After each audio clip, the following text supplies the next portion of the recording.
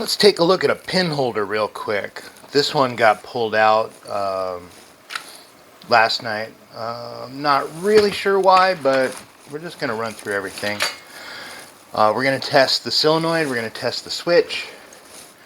I built this handy dandy Molex connector. I pinned some wires up, put some disconnects on this end so I can probe them with the meter really easy.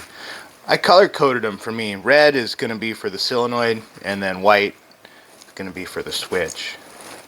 So let's go ahead and plug that in, and we'll get our meter set to ohms. Hold on, I went too far. Now I got to go all the way around twice. So we're going to probe the red wires for the solenoid. We should get approximately 26 ohms. I don't know if you guys can see that.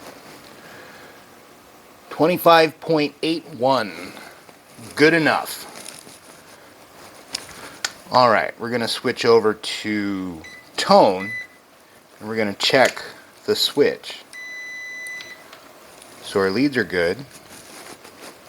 We're going to probe the switch wires. So we turn this around. This is your pin load switch in here. Let me see if I can scoot up a little bit. You can see when I press that down, the switch closes.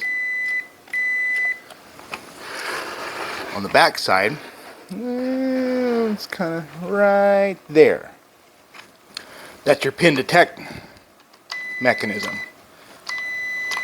So as the table drives down, your pin detect plate pivots and depresses that plunger. So we know that pin detection works. We know that pin load works. There's a third state where pins are loaded and the machine detects. So we're going to depress pin load plus pin detect, and the circuit goes from closed to open. So our switch works, our solenoid works. Electronically, we're in good shape. Let's go ahead and break it down. Let's see if we've got any other worn out parts. What I like to do,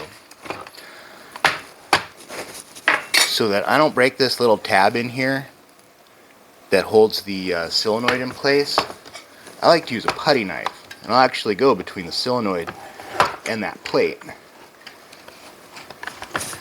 Slide it in there just like that. Solenoid's going to come out without breaking that tab off. If you try and jam a flathead screwdriver in there, you're just going to break the tab off the housing, and then you're going to need a new housing. So try to avoid that.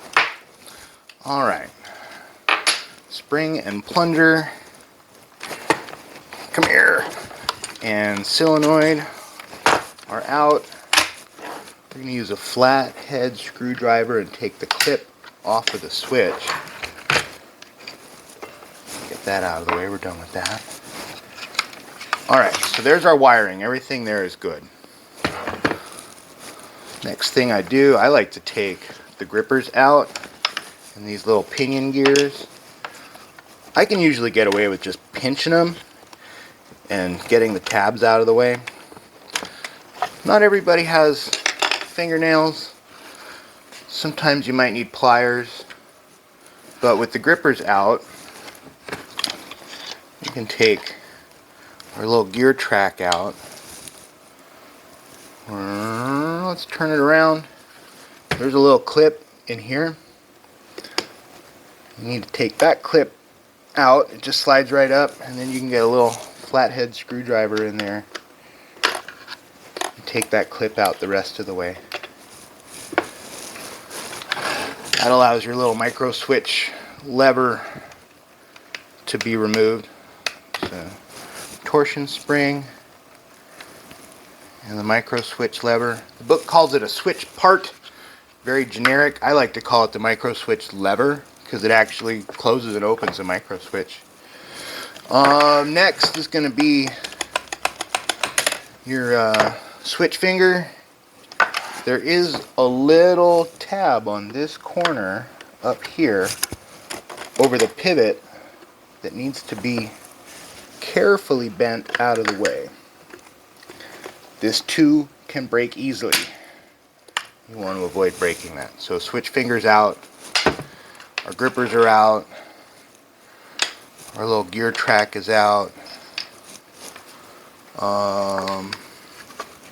That's usually all I take apart. There may be, on occasion, some need to do some work on that plunger.